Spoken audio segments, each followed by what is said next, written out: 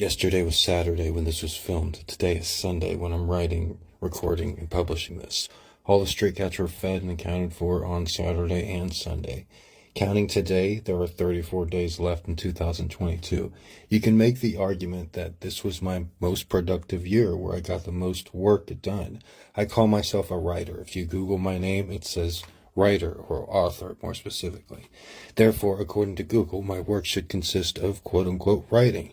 And since January of this year, I have written, read, and published at least one journal entry every day. More so, I call myself, quote-unquote, an autobiographical writer. My stories are, and have always been, nonfiction stories about my life. My degree in journalism is a specialization in nonfiction print writing.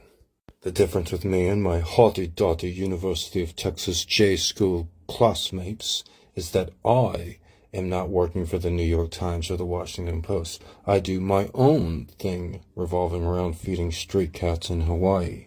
I've never read a book written by Charles Bukowski, but I've listened to some journal entries that he wrote and recorded. The band Foxes and Fiction uses one of these recordings in one of their dream rock songs. I've also heard Jack Kerouac's journal entries and recordings. I first heard Kerouac in the Metro coffee shop off the Drag in Austin, Texas in the late 1990s. Bukowski's recordings are simple but good.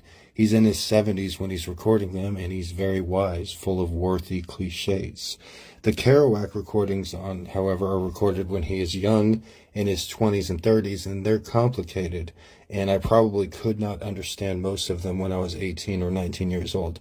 But I'm not that kind of writer. My writing consists of telling interesting and funny stories about my own life that I've read and wrote, and I've read and wrote and recorded more personal stories about my life uploaded here on TikTok, YouTube, and Instagram this year more than all of the other years combined.